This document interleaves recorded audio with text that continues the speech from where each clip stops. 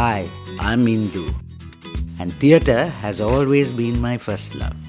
When I was about 11, my parents produced a film. My mother actually wrote the script for the film.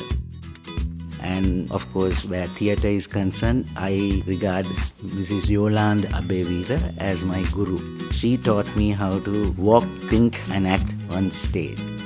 For an end-of-term concert, actually I wrote my first ever script, which was a short play, and I wrote, directed, and acted in it.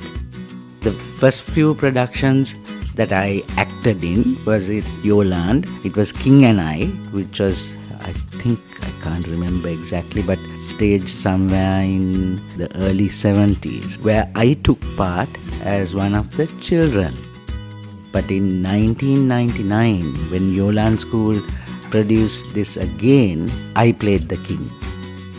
On the whole, I have written 65 plays, and I have produced, directed, acted, and staged all of them. Of that, I suppose the most popular is the Tomiya series.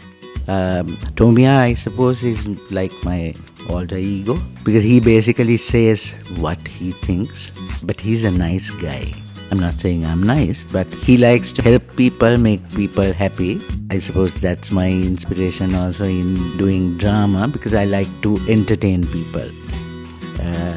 Making people laugh is much more difficult than making people cry.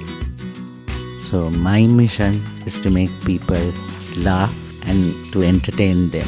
The biggest award I could get is when people laugh and clap and say that they enjoyed the play.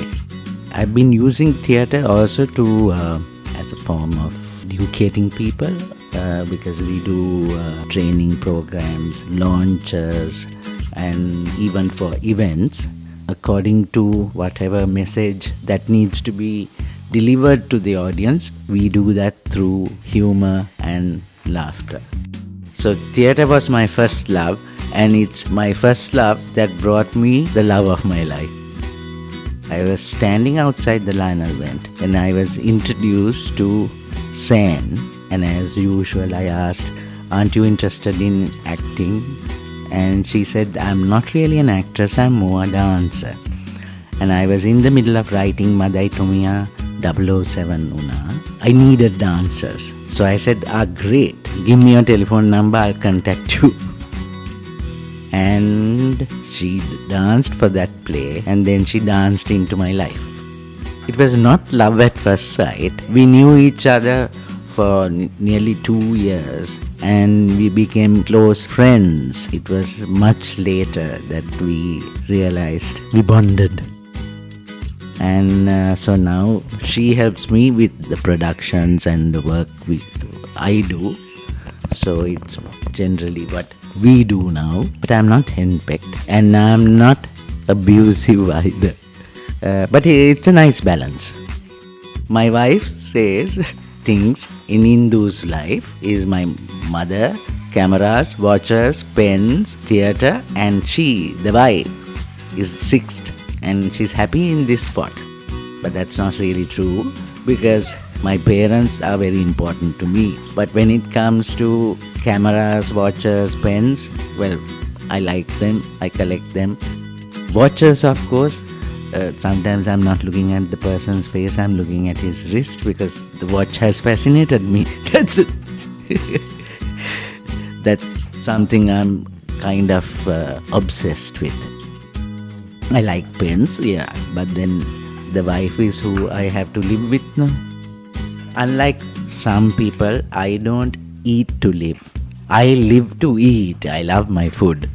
I love Japanese, Chinese, Indian. Actually, I love it. And I love traveling. I love traveling Sri Lanka. I love traveling all over the world, especially if there are wildlife parks and wildlife offering. It's much more attractive.